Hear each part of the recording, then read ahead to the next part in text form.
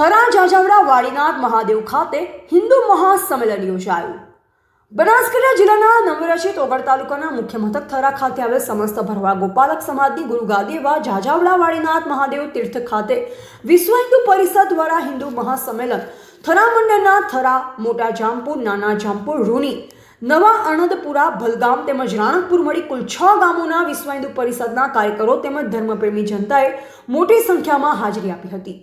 થરા હિન્દુ સંમેલન સમિતિ દ્વારા વાડીનાથ ભગવાનનું મંદિર જાજાવડા દેવ થરા પરિસરમાં રવિવારના રોજ હિન્દુ સંમેલનનું આયોજન કરવામાં આવ્યું। આ સંમેલન યોજવાનો મુખ્ય હેતુ સમાજમાં સાંસ્કૃતિક જાગૃતિ, સામૂહિક એકતા, સ્વાભિમાન અને રાષ્ટ્રીય ચેતનાનો સંદેશ પ્રસારિત કરી હિન્દુ સંસ્કૃતિના રક્ષણ અને સંવર્ધન, ધર્મપ્રેમી જનતાને સહભાગી બનવા માટે સંદેશ આપવામાં આવ્યો। રાષ્ટ્રપ્રેમી સંસ્થાઓ રાજકીય સહકારી ક્ષેત્રમાં સક્રિય બનતા હિન્દુ રાષ્ટ્ર ઝડપથી બનશે તેવી આશા લોકો રાખી રહ્યા છે। रिपोर्टर अल्पेश गोस्वामी ओगळ साथे नटवर के प्रजापति थरा। संगठित हिंदू समाज बनावा माटे आवा हिंदू संगठननी जरूरत थई छे।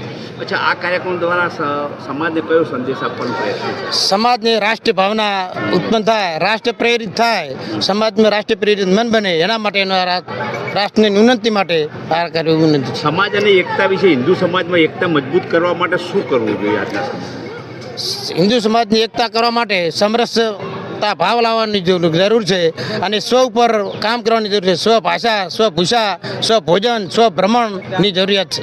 તો આજે હિન્દુ રાષ્ટ્રમાં આજના સમયમાં સમાજને સૌથી મોટા પડકારો કયા છે? સમરસતાનો સૌથી મોટો પડકાર છે। હિન્દુ સમાજ એક થઈ જશે તો રાષ્ટ્રની ઉન્નતિ ચોક્કસ થશે।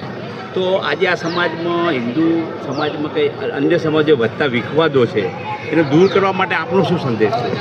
સમરસતા થશે તો ઓટોમેટિક બધા પ્રશ્નોનું સોલ્યુશન થઈ જશે।